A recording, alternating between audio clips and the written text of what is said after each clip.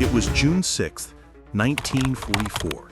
On the night of January 8, 1942, Adolf Hitler, in one of his evening monologues, spoke with absolute certainty about the United States, declaring, "Everything about the behavior of American society reveals that it is half Judaized and the other half Negrified."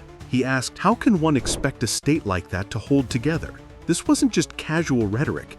It was the core of Nazi ideology, the fundamental belief that would shape German strategy and contribute directly to the Third Reich's destruction. 1 month earlier, when declaring war on the US, Hitler had proclaimed that anything America produced was merely symptomatic of decay in artistic and cultural life, the product of Jewish or Negroid blood mixture. The Nazi leadership genuinely believed these racist theories, convincing themselves that racial diversity weakened nations and that democracy made them militarily impotent. For years, Nazi propaganda systematically portrayed America as a country in terminal decline. Joseph Goebbels, Hitler's propaganda minister, ridiculed the nation, writing, "Were it left to its own resources, it would soon return once more to desert and prairie, as wide and as empty as the souls of its people." He insisted America lacked culture, education, and history, dependent on Europe for everything of value. Hermann Göring, head of the Luftwaffe, epitomized this dismissive attitude with his famous claim that Americans could only make refrigerators and razor blades. They would never be able to produce the military equipment necessary to defeat Nazi Germany, he insisted, reflecting a genuine belief in American industrial incapability. The Nazi narrative was simple. Racial mixing made America weak, Jewish control corrupted its leadership, and its soldiers lacked the fighting spirit of German troops. How could such a mongrel nation possibly challenge the ideologically unified German Reich? When Hitler declared war on the US in December 1941, he did so with contempt, assuming America, already committed to the Pacific War, would be unable to mount significant operations in Europe for years.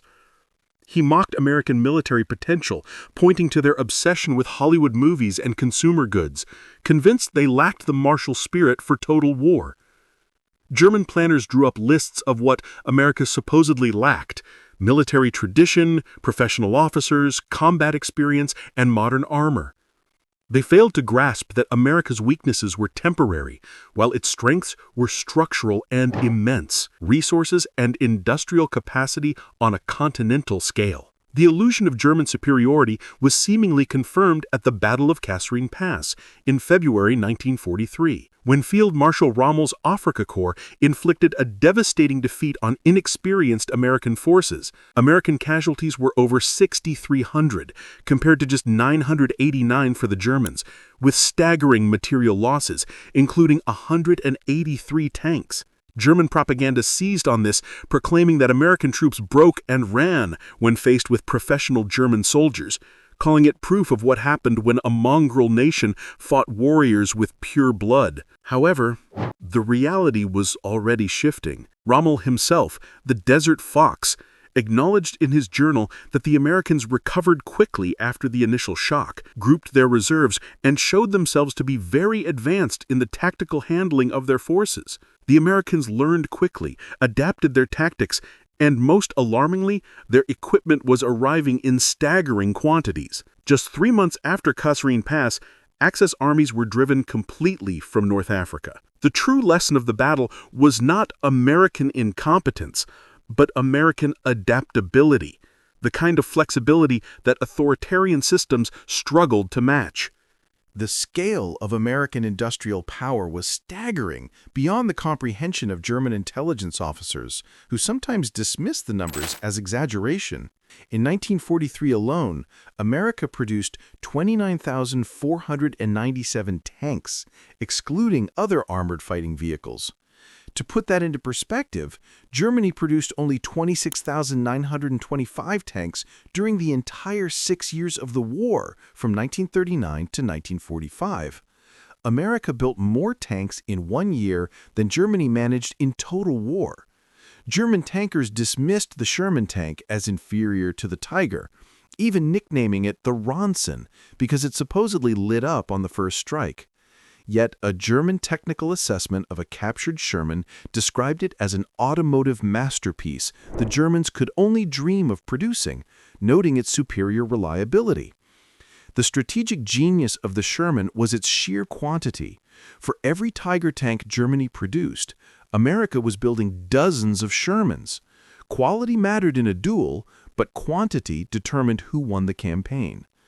The mathematics of attrition overwhelmingly favored the Allies. Aircraft production told an even more dramatic story. In 1943, America produced 84,853 aircraft, peaking in 1944 at 96,270. This single year's production was more than Japan produced during the entire war. Factories like the Ford Motor Company's massive Willow Run plant, built specifically for B-24 Liberator bombers, operated 3 shifts 24/7. Adapting assembly line techniques to aviation, Willow Run achieved the impossible, producing 1 complete B-24 bomber every 63 minutes at its peak. These bombers would establish the air superiority that made D-Day possible, with the workers building them fighting the war just as surely as the pilots flying them. Naval construction was similarly overwhelming. Through mass production techniques pioneered by Henry Kaiser, the average construction time for a Liberty ship dropped from nearly a year to just 30 to 42 days by 1943. By 1943, America launched 3 Liberty ships every single day, totaling 2,710 vessels during the war. These ships carried the millions of tons of material necessary for modern warfare. Admiral Carl Dönitz watched his strategy of starving Britain into submission collapse because American shipyards replaced losses faster than his U-boats could sink them. By 1944, the U.S. was producing 2/3 of all Allied military equipment, including 297,000 aircraft, 193,000 artillery pieces, and 86,000 tanks. American artillery impressed German commanders, with Rommel noting its effectiveness, calling out the large caliber, longer range, and better supply. The secret deployment of proximity fuses, which used miniature radar to detonate shells above ground, made American artillery utterly devastating, forcing German soldiers to fear it above almost any other weapon. Furthermore, the M1 Garand semi-automatic rifle gave individual American soldiers a significant firepower advantage over German troops equipped with bolt-action rifles. General George Patton famously called the M1 Garand the greatest battle implement ever devised. Every single one of the Nazi ideological assumptions that America was soft, that its industrial capacity was exaggerated, that Jewish influence and racial mixing had made it militarily ineffective was proven catastrophically wrong. American democracy proved more resilient and adaptable than German dictatorship. The mass production techniques developed for consumer goods translated brilliantly to weapons manufacture. Most importantly, American diversity, which the Nazis viewed as a fatal weakness, became a source of strength that Germany could never match. The very people Hitler dismissed as racial inferiors demonstrated capabilities that shattered Nazi racial theories completely. African-American soldiers, whom Nazi propaganda portrayed as subhuman, proved their competence across Europe. The Tuskegee Airmen, for example, flying 15,000 combat sorties, lost only 27 bombers on escort missions, the lowest loss rate of any escort fighter group. Bomber crews specifically requested their escort because they knew these pilots would protect them. Similarly, the 761st Tank Battalion, the Black Panthers, attached to Patton's Third Army, fought 183 consecutive days in combat and helped breach the Siegfried Line, relying on tactics and courage that Patton himself came to respect. Perhaps most critically, the Red Ball Express, a truck convoy system driven primarily by African-American soldiers, transported over 400,000 tons of supplies in just 82 days. General Patton acknowledged that his rapid advance across France depended entirely on this supply lifeline, stating that without the predominantly black drivers of the Red Ball Express, his tanks would have run out of fuel and ammunition within days. Despite serving in a segregated military, facing prejudice even as they fought, these million-plus African-American servicemen and women proved what Nazi ideology denied. They were not inferior, but Americans who loved their country. The Manhattan Project's roster read like a catalog of refugees from Hitler's racial policies. Jewish scientists, whom Nazi ideology classified as subhuman parasites, developed the atomic bomb. Men like J. Robert Oppenheimer, Albert Einstein, Leo Szilard, and Edward Teller were among the dozens of Jewish scientists whose brilliance Hitler had forced into exile.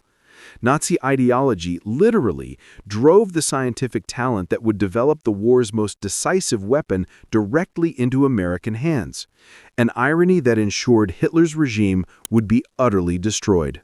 Beyond the refugees, Native American code talkers provided unbreakable battlefield communications that baffled enemy intelligence throughout the war. The 420 Navajo Marines who developed and used a code based on their native language were never broken by Japanese cryptographers. Comanche code talkers participated in the Normandy invasion, providing secure communications that could not be intercepted. The supposedly racially inferior Native Americans had created a system that the most sophisticated enemy intelligence could not crack. Similarly, the 442nd Regimental Combat Team, composed of Japanese Americans whose families were imprisoned in internment camps, became the most decorated unit for its size and length of service in U.S. military history. The unit earned over 18,000 individual decorations, suffering a 314% casualty rate, proving that loyalty and courage have nothing to do with racial purity. Hispanic Americans also served in numbers disproportionate to their population, with an estimated 400,000 to 500,000 serving in the military. Units like Company E of the 141st Infantry Regiment fought with extraordinary tenacity in the brutal Italian campaign, demonstrating courage that matched any unit in the American Army.